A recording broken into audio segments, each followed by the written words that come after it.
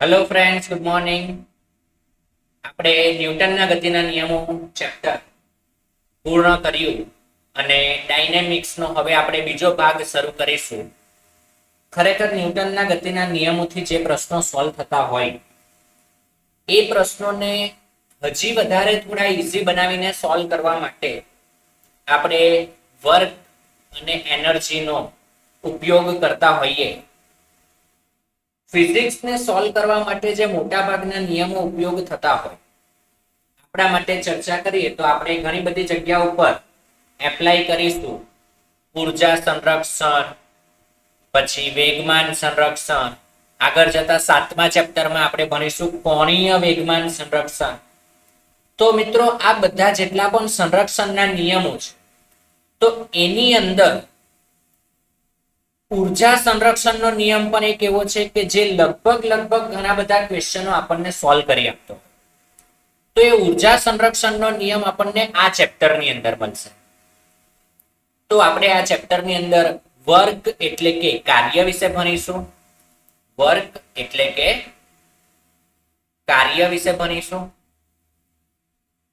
Energy એટલે કે ઉર્જા વિશે ભણીશું અને પાવર વિશે પણ થોડી ઘણી માહિતી મેળવીશું.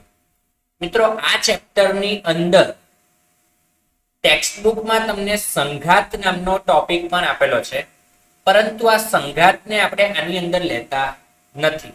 બરાબર છે? JEE અને નીટ બંનેની અંદર કોમ્પિટિટિવના સિલેબસમાં, મતલબ કે કોમ્પિટિટિવના સિલેબસમાં વાત કરીએ તો સંઘાત એટલે કે કોલિઝન નામનો ટોપિક છે ને એ ચેપ્ટર નંબર 7 ની અંદર આવે છે. એટલે આપણે ત્યાં ભણીશું.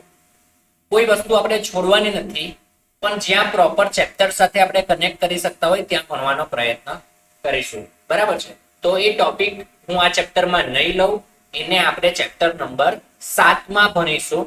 તો અત્યારે આપણે ફક્ત કાર્ય, ઉર્જા અને પાવર વિશેની ચર્ચા કરીશું. તો શરૂ કરીએ મિત્રો. હવે કાર્ય એટલે શું, સાદી ભાષામાં સમજીએ. તો નોર્મલી આપણે એવું અનુભવેલું હોય કે કોઈ પણ જગ્યાએ કંઈક કામ કરો એને આપણે એમ કહેતા હોઈએ કે કાર્ય. બરાબર? એક વસ્તુને લો છો, એને બીજી જગ્યાએ લઈ જાઓ છો ને ત્યાં મૂકો છો, તો તમે કંઈક કાર્ય કર્યું એમ કહેવાય. પરંતુ ફિઝિક્સની ભાષામાં કાર્યનો અર્થ થોડો અલગ છે. તમે ગણેલું સાદું કાર્ય એ ફિઝિક્સની ભાષામાં પણ કાર્ય હોય એવું કંઈ જરૂરી નથી. ફિઝિક્સની અંદર કાર્યનો અર્થ અલગ થાય. જેમ કે એક દિવાલ છે, બરાબર? ઈંટની આખી દિવાલ છે ને એ દિવાલ ઉપર હું બળ લગાડું છું, પણ શું દિવાલ ખસશે? તો કે ન ખસે ને સર, દિવાલ થોડી ખસે. એક વ્યક્તિને ધક્કો મારવાથી કઈ દિવાલ ખસવા માંડતી હોય? ન ખસે. સાચી વાત છે તમારી. તો જો હું એ દિવાલને આખો દિવસ પણ બળ લગાડું ને તો પણ એ દિવાલ ખસતી નથી. અને જો દિવાલ ખસતી ન હોય તો મેં કરેલું કાર્ય 0 છે. સમજો, ફિઝિક્સની ભાષામાં મેં કરેલું કાર્ય 0 કહેવાય. ભલે હું આખો દિવસ એના પર બળ લગાડતો હતો, પણ એ દિવાલ ખસતી નથી. બરાબર છે? એટલે ફિઝિક્સની ભાષામાં આ પરિસ્થિતિમાં મેં કરેલું કાર્ય 0 છે. પણ વિચારો કે એ જ દિવાલને હું બનાવું છું, એક ઈંટ મૂકતો જાઉં છું, વચ્ચે સિમેન્ટ ભરતો જાઉં છું, ઈંટ મૂકતો જાઉં છું, સિમેન્ટ ભરતો જાઉં છું, આખી દિવાલ બનાવી દીધી. પરંતુ એ આખી દિવાલની વચ્ચે એક જ ઈંટ એવી છે કે જેને મેં કોઈ પણ પ્રકારની સિમેન્ટ લગાડેલી નથી. બરાબર? એ દિવાલની અંદર એક ઈંટ પર મેં કોઈ પણ સિમેન્ટ લગાડેલી નથી, એટલે કે એ ઈંટ નીકળી શકે છે દિવાલમાંથી બહાર. હવે વિચારો કે હું એ એક જ ઈંટ ઉપર બળ લગાડીશ તો શું એ ઈંટ બીજી બાજુ પડી જશે? તો કે હા, પડી જાય. કેમ? તો કે એ ઈંટને સિમેન્ટ વડે ચોંટાડી દીધી નથી, એટલે એ એક ઈંટ પડી જશે. તો વિચારો કે મેં બળ ઈંટ પર લગાડ્યું ને તો ખાલી ઈંટ જ પડી, દિવાલ પડતી નથી. પણ વિચારો કે મેં ઈંટ પર બળ ન લગાડીને દિવાલ પર લગાડ્યું હોત તો એ જ દિવાલ પર કે જેમાં મેં એક ઈંટ ચોંટાડેલી નથી, તો વિચારો કે ઈંટ પણ ન પડે ને દિવાલ પર ન પડે. આ સમજવા લાયક વસ્તુ છે. કારણ કે નોર્મલી તમે 9મા ધોરણમાં કે 10મા ધોરણમાં, આમ તો 9મા ધોરણમાં જ ભણી હશો, મિકેનિક્સનો પોર્શન છે એટલે, કે કાર્ય એટલે આપણે સીધી ભાષામાં એવું સમજતા હોઈએ કે બળ ગુણ્યા સ્થાનાંતર. ક્યાં તો બળ લાગવું જોઈએ ને સ્થાનાંતર થવું જોઈએ એટલે ગતિ થઈ અથવા તો કાર્ય થયું એમ કહેવાય. બરાબર છે. તો અહીંયા બળ અને સ્થાનાંતર તો જરૂરી છે જ, સાથે સાથે point of application of force એટલે કે બળ કયા બિંદુએ લાગે છે એનું પણ મહત્વ છે. તો આ બધા પરથી ફાઇનલી આપણને એક સમીકરણ આપવામાં આવ્યું કે જો તમારે કાર્ય શોધવું હોય તો સૂક્ષ્મ કાર્ય કે જેને આપણે dw વડે દર્શાવીશું. આ dw ને આપણે લખી શકીએ vector f dot ds vector. તો આ થઈ ગયું સૂક્ષ્મ કાર્ય, ખૂબ જ નાનું કાર્ય એ આ સૂત્ર વડે આપી શકાય. હવે આ સૂત્રની અંદર પણ આ dw એટલે કે કાર્ય, બરાબર, આ કાર્ય કેવું છે તો કે અદિશ રાશિ છે. અદિશ રાશિ, સ્કેલર ક્વોન્ટિટી.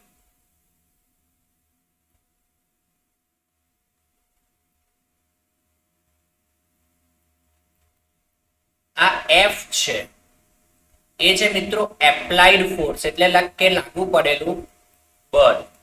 એપ્લાઇડ ફોર્સ એટલે કે લાગુ પાડેલ બળ. બરાબર. જ્યારે આ ds છે એ છે ડિસ્પ્લેસમેન્ટ ઓફ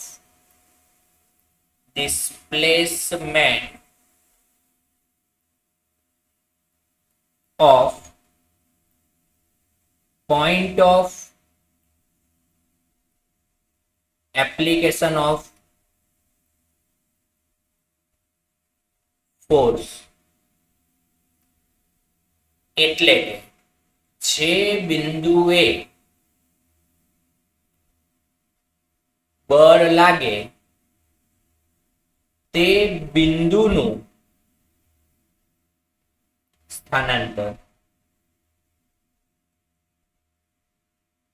જે બિંદુએ બળ લાગે તે બિંદુનું સ્થાનાંતર એને કહેવાય displacement of point of application of force. Clear થાય છે? તો આ થઈ ગયું આપણું કાર્યનું ઇક્વેશન. દરેક વિદ્યાર્થી મિત્રોને લગભગ સમજાતું હશે કે કાર્યનું સમીકરણ કેવી રીતે આવે. ક્લિયર થાય છે દરેકને? તો હવે મિત્રો આપણે આગળ ચર્ચા કરીએ. આપણે એક એક્ઝામ્પલ પરથી સમજવાનો પ્રયત્ન કરીએ તો તમે અહીંયા આકૃતિમાં જોઈ શકો છો કે સ્મોલ m દળનો એક બ્લોક છે.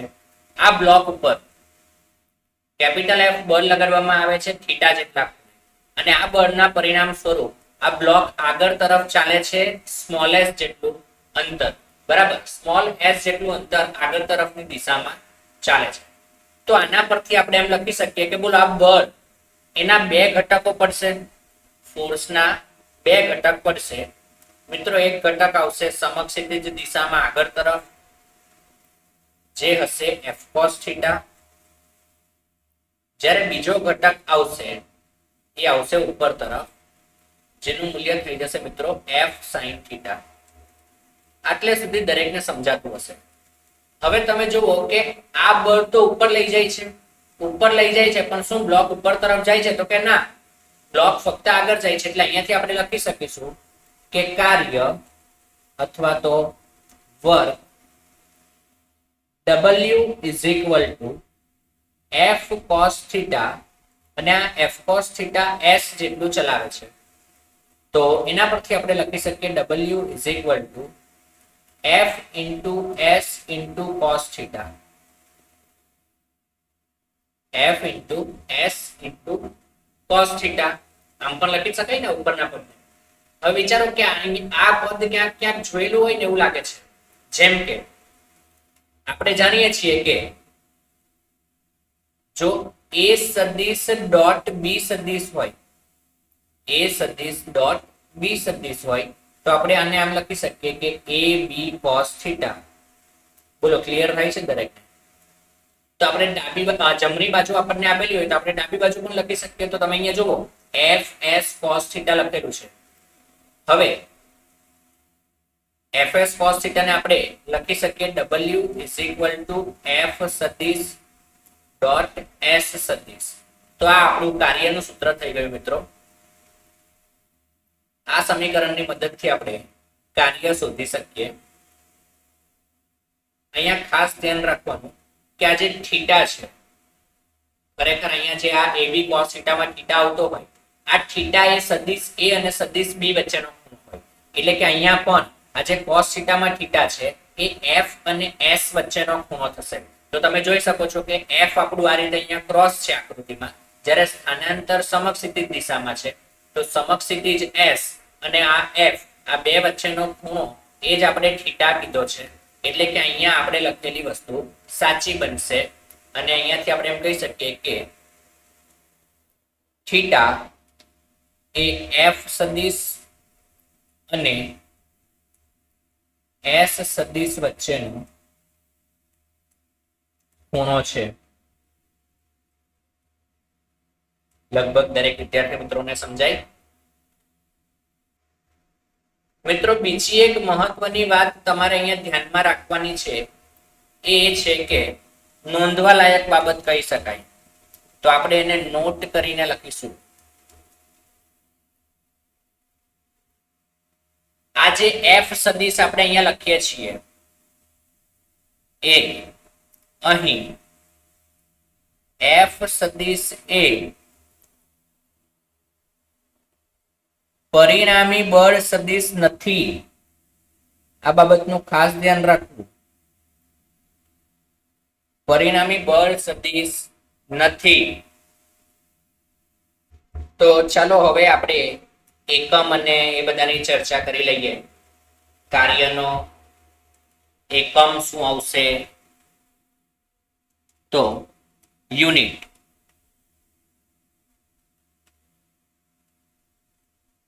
તો એકમ આવશે કાર્યનો મિત્રો જૂલ.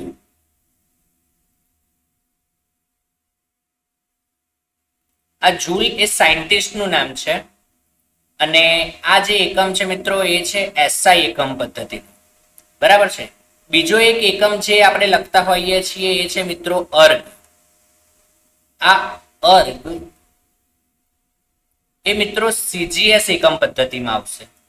CGS એકમ પદ્ધતિ. આ બંનેનો રિલેશન લખી દઈએ તો 1 જૂલ બરાબર 10⁷ અર્ગ લખાયું. ડાયમેન્શનલ ફોર્મ્યુલા એટલે કે પારિમાણિક સૂત્રો. પારિમાણિક સૂત્રો, સૂત્ર જ આવશે, સૂત્રો નહીં. તો પારિમાણિક સૂત્ર થઈ જાય અહીંયા મિત્રો એનું M1L2T-2. લગભગ દરેકને હવે તો બધું યાદ જ હશે કે પારિમાણિક સૂત્ર ને બધું શું અને કેવી રીતે આવે. ક્લિયર છે? તો આ થઈ ગઈ બધી ચર્ચા. બીજી એક મહત્વની વસ્તુ ખાસ ધ્યાનમાં રાખવા જેવી એ છે કે આપણે જૂના સમયમાં વાત કરીએ ને તો આપણે એવું કહેતા કે ભાઈ વજન બળ, કોઈક વજન ઉચકીને આપણે ચાલીએ તો કાર્ય 0 થાય. બરાબર? જૂની ચોપડીઓમાં તો તમારું તો આઈડિયા નથી, પણ અમે જ્યારે ભણતા ને તો ચોપડીઓમાં એવું બધું લખેલું આવતું કે કોઈ કુલી છે એ આપણું સામાન, રેલવે સ્ટેશન પર કુલી હોય ને એ આપણો સામાન ઉચકીને જાય છે અને પછી ત્યાં મૂકે તો એને કઈ પૈસા આપવાના થાય નહીં. કેમ? તો કે પૈસા શેના હોય? તો કે કાર્ય કરવાના. અને ફિઝિક્સ પ્રમાણે તો કાર્ય 0 છે. કેમ? તો કે વ્યક્તિ જે કુલી છે એ સામાન ઉચકીને ચાલે છે, એટલે એને જે સામાન ઉચકેલો છે એના માટે વજન લાગે નીચે mg, અને વ્યક્તિ તો આમ ચાલતો તો આગળ તરફ. બરાબર? તો ડિસ્પ્લેસમેન્ટ એટલે સ્થાનાંતર એનું થાય આગળ તરફ d. બોલા બે વચ્ચેનો ખૂણો કેટલો થઈ ગયો? તો કે 90 ડિગ્રી. કાર્ય w નું સૂત્ર છે બળ ગુણ્યા સ્થાનાંતર, અને બંનેનો ડોટ પ્રોડક્ટ હતો એટલે બાજુમાં લખાય cos θ, જ્યાં થીટા એટલે f અને d વચ્ચેનો ખૂણો. બોલો f અહીંયા થઈ જાય mg અને d આવશે d જેટલું, અને cos θ માં θ આવશે 90 ડિગ્રી. બોલો cos 90 0 થઈ ગયું એટલે કે કાર્ય 0, તે એટલે કે કુલીએ વજન ઉચકવામાં કોઈ કાર્ય કરેલું નથી એવું આપણને પહેલા કહી દેતા. પણ મિત્રો એ ખરેખર ખોટી વાત છે. જો કાર્ય ન થતું હોય તો પછી વ્યક્તિ થાકે છે કઈ રીતે? એટલે કોઈક તો કાર્ય થાય છે. અહીંયા સ્પેસિફિકલી મારે ક્લિયર કરવું પડે કે વજન બળ વડે જે કાર્ય થાય છે એ 0 છે. સમજો મારી વાત. વજન બળ વડે થતું કાર્ય 0 છે મિત્રો. કુલ કાર્ય 0 નથી. સમજાય છે? તો એટલા માટે ખાસ મહત્વની વસ્તુ એ છે કે જ્યારે પણ આપણે કાર્ય શોધીએ છીએ તો એક બાબત, આ બાબતનું ખાસ ધ્યાન રાખવું છે. મેં અત્યારે તમને કીધું એ કે આપણને એમ કહેવામાં આવે કે કાર્ય શોધો એટલે સૌથી પહેલો વિચાર આપણને એ આવવો જોઈએ કે સર આમાં કયા બિંદુ અથવા તો કયા બળ વડે થતું કાર્ય મારે શોધવાનું છે. કયા બળ વડે થતું કાર્ય શોધવાનું છે. તો કે સર હજી કઈ આમ એટલી બધી ન સમજ પડી જેટલું પડવી જોઈએ, તો આપણે એક એક્ઝામ્પલ લઈએ. બરાબર? એનાથી તમને વધારે આઈડિયા આવશે. તો અહીંયા તમે જોઈ શકો છો એક એક્ઝામ્પલ. 2 કિલોગ્રામનો એક બ્લોક મૂકેલો છે, એના પર F બરાબર 5 ન્યૂટન બળ લાગે છે, 5 મીટર સ્થાનાંતર થાય છે. આપણને કીધું છે કે 2 કેજીના બ્લોક પર કાર્ય શોધો. હવે મેં તમને જે કીધું હમણાં કે કોઈ બળની ચોખવટ ન કરવામાં આવે ને ત્યારે આપણને એવો પ્રશ્ન થવો જોઈએ કે સર કયું બળ? એટલે તમારા મગજમાં પહેલો વિચાર એ આવતો હશે કે સર આમાં શું વિચાર થાય? એક જ તો બળ લાગે છે 5 ન્યૂટન. મિત્રો 5 ન્યૂટન તો ખાલી દેખાય છે, બીજા નથી દેખાતા ને એવા બળ પણ લાગે છે. જેમ કે આ જે 2 કિલોગ્રામનો બ્લોક છે ને એનું પોતાનું વજન બળ હશે મિત્રો નીચે તરફ mg. એવી જ રીતે જેમ આ બ્લોક નીચે તરફ પોતાનું વજન લગાડે છે એમ નીચેની સપાટી આ બ્લોક પર ઉપર તરફ લંબ બળ લગાડશે. એટલે આમ ખરેખર જોવા જઈએ ને તો બ્લોક પર કુલ વાર્તા છે 3 બળની. હા, એ વસ્તુ પણ છે કે mg અને n એ એકબીજાને અંદર અંદર કેન્સલ કરી નાખશે. એટલે ખરેખર વધશે તો આ f જ 5 ન્યૂટન. બરાબર છે? પણ આ તો હું જે સમજાવવાનો પ્રયત્ન કરું છું કે ખરેખર બીજા બધા બળ વડે પણ કાર્ય થતું હોય તો એ જ કન્સેપ્ટ હું અહીંયા કહેવા માંગુ છું. તો હું અહીંયા મારી પાસે 3 બળ છે, હું 3 બળ વડે કાર્ય શોધીશ. કેમ કે મને ચોખવટ તો કરી નથી કે ભાઈ કયા બળનું કાર્ય શોધવાનું છે. બરાબર છે? તો 3 બળ વડે શોધું. તો ધારો કે અહીંયા હું લખીશ વર્ક ડન બાય નોર્મલ. હું એવું માનું છું કે લગભગ આટલું તો તમે સમજી શકશો ઇંગ્લિશ. એટલે કે નોર્મલ ફોર્સ એટલે કે લંબ બળ વડે થતું કાર્ય, વર્ક ડન બાય નોર્મલ એટલે કે વર્ક ડન ને આપણે નોર્મલી WD વડે દર્શાવીએ. વર્ક ડન એટલે થયેલું કાર્ય. તો work done by normal is equal to F vector dot S vector. આ તો સૂત્ર જ છે. F ની કિંમત અહીંયા થઈ જશે n, સ્થાનાંતર આવશે મિત્રો 5 અને નોર્મલ અને 5 વચ્ચેનો ખૂણો કેટલો છે? તો કે તમે જોઈ શકો છો કે 90 ડિગ્રીનો ખૂણો છે cos 90. એટલે આ કાર્ય 0 આવશે, 0 જૂલ. બરાબર છે? એવી જ રીતે જો આપણે આગળ ચર્ચા કરીએ તો આપણે લખી શકીએ વર્ક ડન બાય વેઇટ એટલે કે વજન. વજન પર વડે કાર્યની ચર્ચા કરીએ તો ફરીથી લખાશે work done by weight is equal to, હવે હું ડાયરેક્ટ લખીશ mg into 5. પરંતુ તમે mg અને 5 આ બેની વચ્ચે પણ જોવો તો ખૂણો બને છે મિત્રો 90 ડિગ્રી. એટલે કે આના વડે થયેલું કાર્ય પણ 0 થશે. પરંતુ જો હું f વડે કાર્ય શોધું એટલે કે work done by external force, એની જો હું ચર્ચા કરું તો લખાશે work done by capital F. તો work done by F is equal to કેટલું બળ લાગે છે મિત્રો? 5 ન્યૂટન લાગે છે 5 મીટર અને બંનેની દિશા એક જ છે એટલે ખૂણો થઈ જશે 0. તો 5 ગુણ્યા 5 ગુણ્યા cos 0. cos 0 એટલે મિત્રો 1 થઈ જાય એટલે કે 25 જૂલ અહીંયા પણ એકમ આવશે જૂલ. તો 25 જૂલ કાર્ય થયું એફ વડે, વજન વડે 0 અને નોર્મલ વડે પણ 0. તો આ રીતે કંઈક ક્વેશ્ચન સોલ્વ કરી શકાય. લગભગ દરેકને સમજાયું હશે. ચલો આગળ જોઈએ. તો આગળ જોતા પહેલા આપણે એક વાત બીજી જોઈ લઈએ કે અહીંયાથી આપણે બીજી એક વસ્તુ આપણે સમજ્યા, તો એને પણ આપણે આપણી નોટ્સ ની અંદર એડ કરી દઈએ. શું નોટ્સમાં એડ કરીશું? તો કે કાર્ય શોધતી વખતે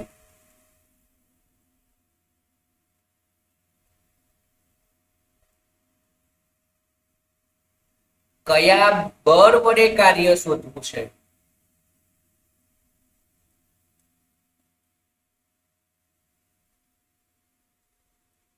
તેની ચોખવટ કરવી જરૂરી છે.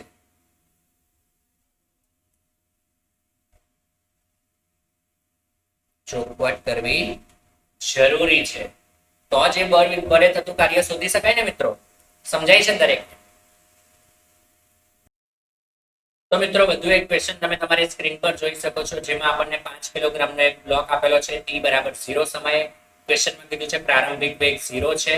આ 5 kg બ્લોક પર 30 ન્યૂટન બળ લગાડવામાં આવે છે 37 ડિગ્રીના ખૂણે, જે સમક્ષિતિજ સાથે છે. અને મ્યુ ની કિંમત આપવામાં આવી છે આપણને 0.5. આપણને કહેવામાં આવે છે કે t બરાબર 3 સેકન્ડ સમયે ઘર્ષણ અને બાહ્ય બળ વડે થતું કાર્ય શોધો. તો સૌથી પહેલા તો આપણે જે કોઈ બળ લાગે છે બળની ચર્ચા કરી લઈએ. તો અહીંયા મિત્રો આજે 30 ન્યૂટન છે, 30 ન્યૂટનના ઘટકો પડશે. તો સૌથી પહેલા તો આપણે એક સમક્ષિતિજ ઘટક કે જે આવશે 30 cos 37. મિત્રો cos 37 એટલે 4/5. તો 30 ગુણ્યા 4/5 જે થઈ જશે 24 ન્યૂટન. અને શિરોલંબ ઉપર તરફની વાત કરીએ તો શિરોલંબ ઉપર તરફ બળ લાગતું હશે મિત્રો 30 sin 37. sin 37 એટલે 3/5 થાય, જે થઈ જશે મિત્રો 18 ન્યૂટન. લગભગ દરેક વિદ્યાર્થી મિત્રોને સમજાય. આટલું આવી ગયા પછી ઘર્ષણ લાગતું હોય તો પાછળ તરફ નોર્મલી આપણે ફ્રિક્શનને F વડે દર્શાવીએ. આપણે જાણતા નથી કે હજી આ બ્લોક આગળ તરફ ચાલશે કે નહીં, તો એટલા માટે મેં ફક્ત F જ દર્શાવ્યું છે. હવે આપણે આગળ વાત કરીએ તો બોલો સૌથી પહેલા આપણે શું શોધીશું? તો સૌથી પહેલા આપણે શોધીશું Fs મેક્સિમમ. તો Fs મેક્સિમમ શોધવું હોય તો આપણને જોઈએ મિત્રો મ્યુ ઇન્ટુ n. હવે અહીંયા જોતા આપણને એવું દેખાય છે કે ભાઈ આપણી પાસે નોર્મલ ફોર્સ તો નથી, તો નોર્મલ મારે સૌથી પહેલા શોધવો પડશે. તમે અહીંયાથી જોઈ શકો કે 5 કિલોગ્રામના બ્લોકનું નીચે તરફ લાગતું હશે વજન અને ઉપર તરફ લાગતો હોય નોર્મલ. તો 5 કિલોગ્રામના બ્લોક માટે શિરોલંબ નીચે તરફ લાગશે 5 કિલોનું 50 ન્યૂટન નીચે, જ્યારે ઉપર તરફ લાગતો હશે નોર્મલ. તો આ રીતે કંઈક આપણે વિચારી શકીએ. તો ઉપર તરફ 2 બળ લાગે છે, જ્યારે નીચે તરફ એક જ લાગે છે. તો અહીંયાથી આપણે કહી શકીએ કે 50 બરાબર ઉપર લાગે 18 વત્તા નોર્મલ. તો અહીંયાથી આપણને મિત્રો મળી જશે normal force is equal two 32 newton. તો 32 ન્યૂટન બળ લંબ બળ તરીકે લાગે છે. અને હવે આપણે જો Fs મેક્સિમમ શોધવાનો પ્રયત્ન કરીએ તો Fs મેક્સિમમ ની કિંમત થઈ જાય મ્યુ ઇન્ટુ n. તો મ્યુ છે આપણી પાસે 0.5, જ્યારે નોર્મલ ફોર્સ આપણને 32 ન્યૂટન મળી ગયો, એટલે કે મહત્તમ ઘર્ષણ 16 ન્યૂટન ઉદ્ભવી શકશે. હવે આપણે આગળ તરફ 24 લગાડેલું છે, પણ પાછળ ઘર્ષણ કેટલું ઉદ્ભવે છે? ફક્ત 16. એનો અર્થ એવો થઈ ગયો કે આ બ્લોક ગતિ કરશે. ગતિ કરે તો આપણે પ્રવેગ શોધી લઈએ. તો અહીંયાથી એમ લખી શકાય કે 24 ન્યૂટન આગળ માંથી ઘર્ષણ 16 બરાબર 5 કિલોગ્રામનો બ્લોક એ જેટલા પ્રવેગથી ગતિ કરે. અને અહીંયાથી આ બાદબાકી કરીએ તો આવશે 8. 8 બરાબર 5a, એટલે કે બ્લોકનો પ્રવેગ a બરાબર 8 ના છેદમાં 5 મીટર પર સેકન્ડ સ્ક્વેર થઈ જશે. આ આપણને મળી જાય છે અહીંયા બ્લોકનો પ્રવેગ. હવે બ્લોકનો પ્રવેગ મળી ગયા પછી મારે સ્થાનાંતર જોઈએ, કેમ કે બળ તો મારી પાસે આવી ગયા. જો મને સ્થાનાંતર મળી જાય તો આપણે કાર્ય શોધી શકીએ. તો પ્રવેગ આવી ગયો, હવે મને જોઈએ છે સ્થાનાંતર. તો આપણે s બરાબર લખી શકીએ ut plus half at square. બરાબર ને? પ્રારંભિક વેગ 0 છે પ્લસ હાફ એક્સેલરેશન છે આપણી પાસે મિત્રો 8/5 આપણે હમણાં જ શોધ્યું, અને સમય મને 3 સેકન્ડે કીધું છે એટલે 3 નો વર્ગ. તો અહીંયાથી s બરાબર મળી જશે, આ 2 અને 2 કેન્સલ થાય એટલે 4 9 ચોક 3 નો વર્ગ 9 9 ચોક 36 36/5 મીટર આટલું સ્થાનાંતર આપણને મળશે એવું કંઈક દેખાય છે. બરાબર છે? તો આ આવી ગયું મિત્રો આપણી પાસે સ્થાનાંતર 36/5. હવે મારે કાર્ય શોધવાનું છે બાહ્ય બળ વડે, એટલે કે આ જે 30 ન્યૂટન છે એના વડે. તો 30 ન્યૂટનમાં 18 નો તો કોઈ ભાગ નહીં હોય, ફક્ત 24 ન્યૂટન વડે જ કાર્ય થશે. અને એવી જ રીતે ઘર્ષણની વાત કરીએ તો ઘર્ષણમાં 16 ન્યૂટન વડે જ કાર્ય થશે. તો અહીંયાથી આપણે લખીએ તો F friction is equal two થઈ જશે મિત્રો, ઘર્ષણ લાગતું હતું 16 ન્યૂટન ગુણ્યા સ્થાનાંતર છે 36/5. પરંતુ તમે જોયું હોય તો ફ્રિક્શન લાગે છે આ રીતે પાછળ, જ્યારે સ્થાનાંતર થાય છે આગળ, ખૂણો બનશે મિત્રો 180 ડિગ્રીનો. તો અહીંયાથી આપણે લખી શકીએ cos 180. તો થઈ જશે 16 ગુણ્યા 36/5 ગુણ્યા cos 180 એટલે -1 લખી શકાય. અને આનો જો તમે ગુણાકાર કરશો એટલે તમારો આન્સર જે કંઈ આવતો હોય એ લખી શકાય. જોઈ લઈએ કેટલો આવે છે. 16 ગુણ્યા 36/5 મિત્રો 115.2 આવે છે, પણ એ માઇનસમાં આવશે, -115.2. અને કાર્ય છે એટલે જૂલ થઈ જશે. અહીંયા મારી એક ભૂલ થઈ ગઈ છે, F નહીં પણ W, work done by friction.